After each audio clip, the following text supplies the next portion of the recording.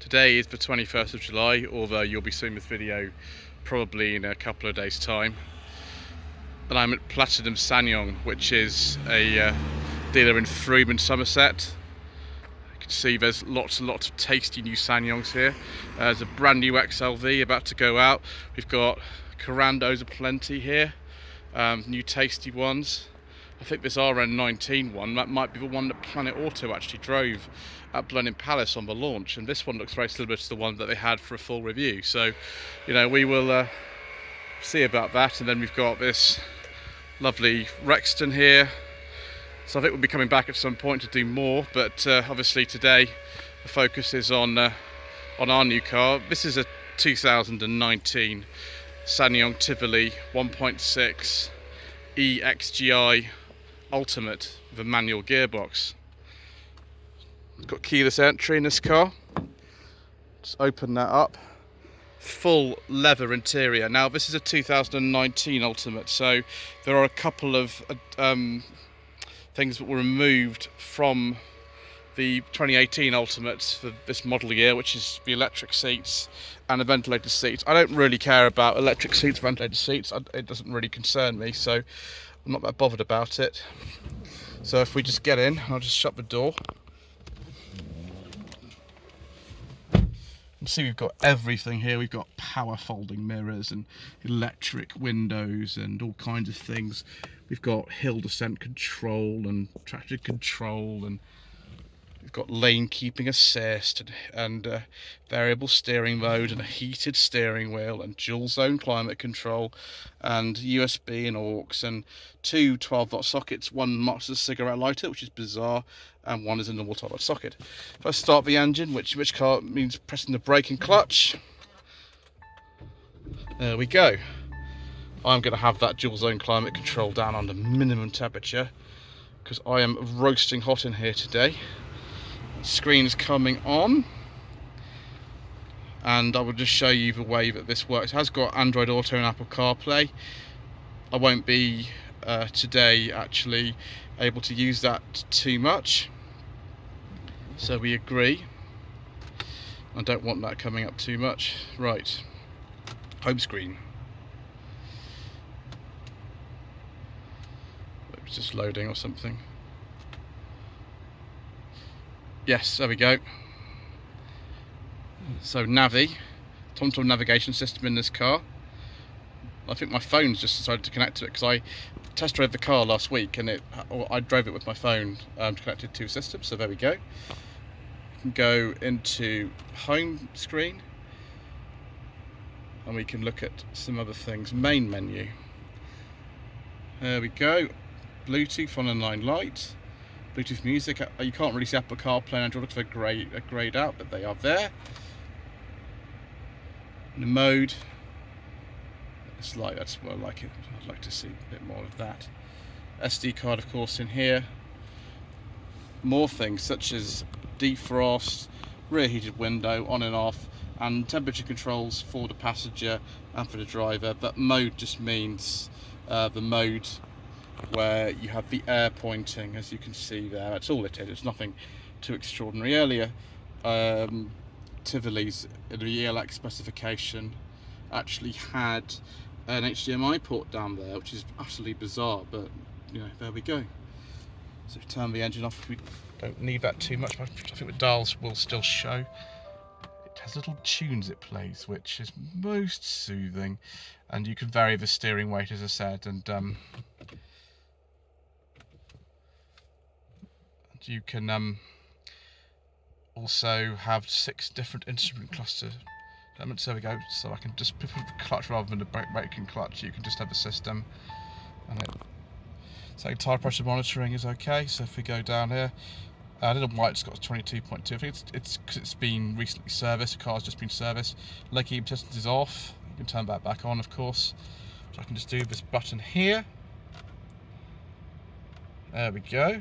I think I might actually use that today. My wife doesn't want to use it, but you know, I will use it because I am just funny like that. So I can look at cluster settings and all kinds of exciting things like that. Long press entry. Yes, look at that. Look at that. So I can go down and I can adjust for dashboard lighting and all kinds of exciting things. I am a happy man. And you can turn up welcome sign off either way, but I quite like it because I'm weird. So we'll leave that on because why not? I'll adjust my mode so I can actually get the airflow coming in my face because I am boiling hot in here. So look at the glove box, got my manuals and things in there. It's quite big, I'm sure the secret documents fit in there. And we've got Ssangyong documentation there too. A bit bright in here, for which I apologise. That doesn't do anything, which is weird. That's soft touch material here, but not on the top of there. Don't understand why. Being an Ultimate, I do also have telescopic adjustment for the steering wheel and all kinds of interesting controls here. Also, the Ultimate, this is a pre-facelift car. There's a facelift Tivoli out now as well. The handbrake is on the left. It used to be no. Handbrakes on the pre-facelift cars generally are on the left. This car, being an Ultimate, pre-facelift on the right, and the facelifted cars in general on the right as well. We've got a sort of storage area in here. You put some random things in, like a big iPad, I suppose, that fits in there, and some cup holders.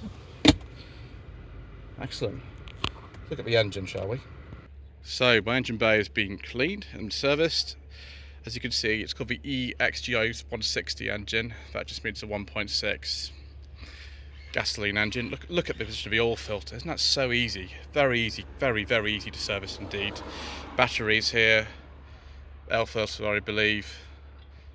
Nice and simple, nothing complicated about this car particularly at all. It's Ssangyong's own engine. It develops 128 horsepower. Don't ask me for a torque figure, I'm not entirely sure. On these pre-facelift cars there was also a 1.6 diesel of the same family available with 113 horsepower with a bit more torque, and you can get this car in automatic and manual and 2- and 4-wheel drive versions. This is just a standard 2-wheel drive with a manual gearbox. One of my favourite things about this car is the power folding mirrors. I feel powerful when I use those for some reason. Anyway, let's get in the back. I've got some random bits and pieces in here. The seat's not in my driving position yet, but we will adjust that later. It's my wife's driving, in which case she'll just have to taste, I'm sure.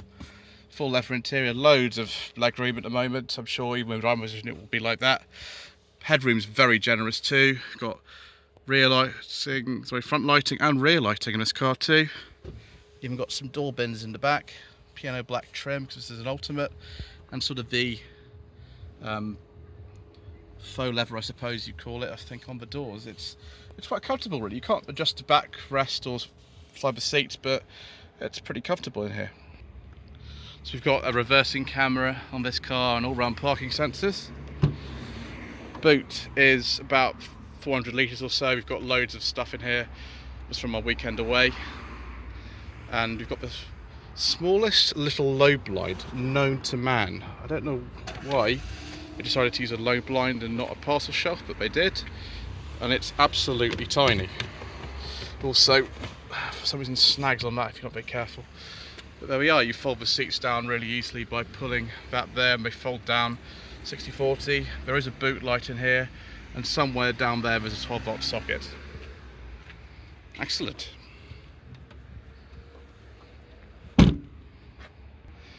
So there we go. The Tivoli named after a town in Lazio, which is in Italy, and of course if you do it backwards it says I love it without the E.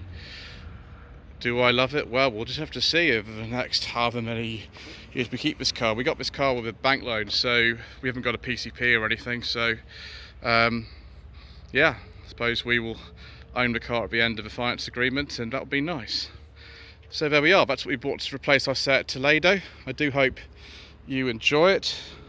Please don't forget to like this video, leave a comment below, and subscribe to the channel for more adventures in this Tivoli and other Ssangyongs. We've got more Ssangyongs I think coming up on the channel later this year. If you wish me to source a car for you, it could be anything, it doesn't have to be a Ssangyong, then please do get in touch with me, www.lloyd@vehicleconsulting.co.uk, and I've also got a Facebook page, facebook.com/Lloyd Vehicle Consulting. Thank you.